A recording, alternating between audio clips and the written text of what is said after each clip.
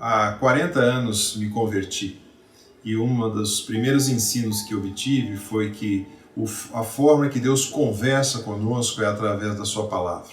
Então, quando lemos a palavra de Deus, e a forma que nós, como filhos, temos de conversar com o nosso Pai é através da oração.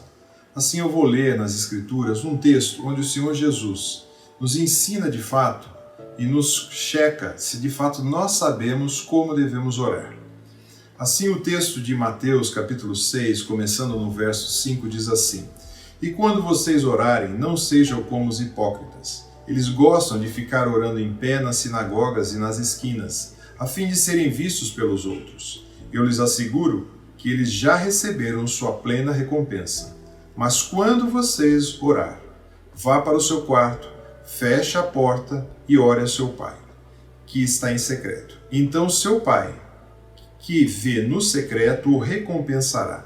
Quando orarem, não fiquem sempre repetindo as mesmas coisas, como fazem os pagãos. Eles pensam que por muito falarem serão ouvidos. Não sejam iguais a eles, porque o seu Pai sabe do que você precisa, antes mesmo de pedirem. O Senhor Jesus nos adverte que nós não devemos ter uma prática como os hipócritas, e ele cita essa palavra hipócrita, que seria, naquela sociedade, era tido como um artista de teatro que se fantasiava, colocava uma máscara, encenava um papel, agia com fingimento e aparentando ser quem ele de fato não era. A comparação é muito forte e contundente para nós, porque ele fala para não sermos como esses hipócritas, com fingimento, com pessoas que querem só uma certa visibilidade na hora que estão orando. O Senhor assegura e afirma: eles já receberam sua plena recompensa. Qual é a recompensa que eles receberam?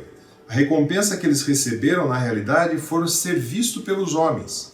Ou seja, suas orações, de forma teatral, trouxe a atenção dos homens que assistiram a eles, mas na realidade, do Senhor eles não obtiveram nada.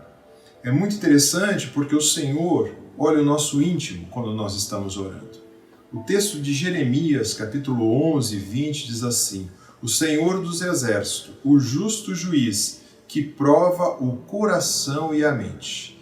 Então a nossa mente e o nosso coração são provados quando o nosso Deus olha para cada um de nós, quando estamos fazendo as nossas orações.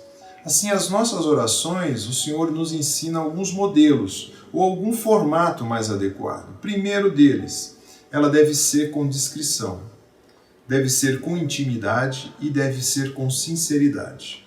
Como discrição ou reclusão?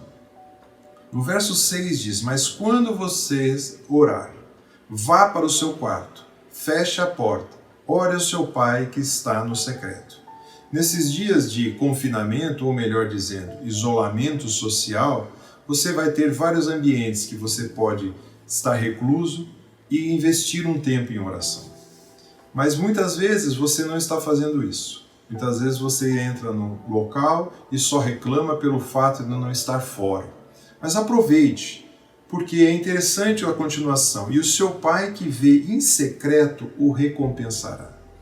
A recompensa que Deus nos dá, diferentemente da situação dos hipócritas, Ele vai nos recompensar. O tempo verbal aqui é um futuro, porque essa recompensa vai vir no tempo que o Senhor deseja, não conforme o que nós achamos que é mais importante, mas no tempo que Ele espera e entende que é mais adequado a cada um de nós. E seremos recompensados nesse devido tempo. Quando olhamos o verso 7, vamos ver um outro quando orar. É o terceiro quando orar desse pequena estrofe. Não use de vãs repetições como os pagãos. Os gentios daquela época cultuavam os seus deuses e repetiam incessantemente as suas orações. Há um texto no Velho Testamento onde nós podemos ver essa narrativa, onde profetas de Baal ou de Balaão vão tentar buscar uma resposta ao seu deus Baal, e esses homens, é relatado em 1 Reis 18, diz assim: Tomaram o novilho que lhe fora dado, prepararam-no e invocaram o nome de Baal, desde a manhã até o meio-dia, dizendo: Ah, Baal, responde-nos. Essa narrativa é feita pelo profeta Elias, e o profeta Elias, ao fazer essa narrativa, faz um desafio a esses falsos profetas, que eles estavam invocando o Deus deles contra o Deus verdadeiro. E nós podemos depois checar e ver o que aconteceu. Esses homens não foram atendidos nas suas vãs repetições, porque eram vãs repetições e porque também era para um Deus falso. Será que temos ideia ou achamos que pelo fato de repetir as nossas orações constantemente, talvez Deus seja sensibilizado, ou talvez Deus se sinta, puxa, coitadinho, ou emocionalmente tocado a atender os nossos pedidos? Não é dessa forma que o Senhor atua. Mas olha o verso 8, porque o seu Pai sabe do que vocês precisam, mesmo antes de pedirem. Então, o nosso Deus sabe do que nós precisamos. Não é através de vãs repetições. Mas aí surge uma questão. Se ele já sabe antes que eu vou pedir alguma coisa, para que eu preciso orar então? Porque é necessário.